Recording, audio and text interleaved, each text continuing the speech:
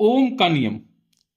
तो यदि किसी चालक की भौतिक अवस्था, चालक मतलब जिसमें वैद्युत धारा का प्रवाहन आसानी से हो जाता है, जितनी भी धातुएं सब चालक है ना। तो भौतिक अवस्था जैसे ताप, लंबाई में कोई परिवर्तन ना हो तो चालक के शिरों के मध्य उत्पन्न विभवांतर उसमें प्रवाहित होने वाली धारा के अनुक्रमानुपाती होता है। तो यदि किसी चालक की भौतिक अवस्था ना बदले तो चालक के शिरों के मध्य उत्पन्न विभवांतर V उसमें प्रवाहित होने वाली धारा, धारा किस लिखते, आई से लिखते, के अनुक्रमानुपाती होता है। यानी V अनुक्रमानुपाती I। अनुक्रमानुपाती निशान हटेगा, बराबर लगेगा, एक नियतांक आएगा।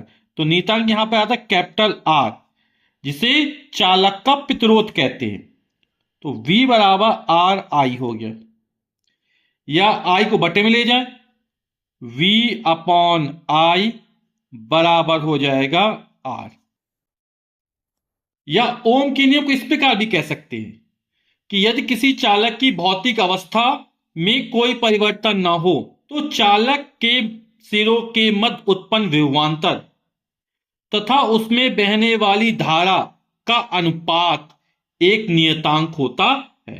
या इसको इस तरह भी कहा जा सकता है कि यदि किसी चालक की भौतिक अवस्था में कोई परिवर्तन न हो तो चालक के सिरों के मध्य उत्पन्न विभवांतर तथा उसमें बहने वाली धारा का अनुपात नियत होता है।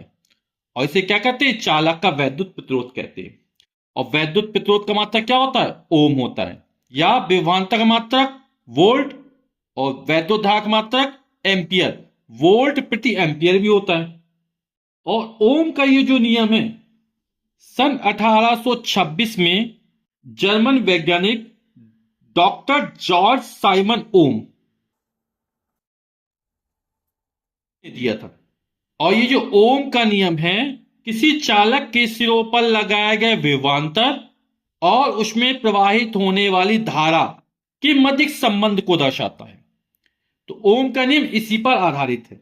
यदि किसी चालक में लगाए गए विभवांतर V और उसमें प्रवाहित धारा I के बीच ग्राफ खींचे तो एक सरल रेखा प्राप्त होगा।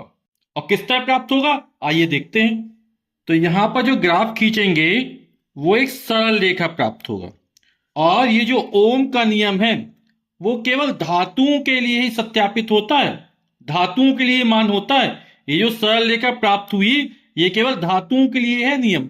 तो ओम का नियम केवल धातु चालकों के लिए सत्य है।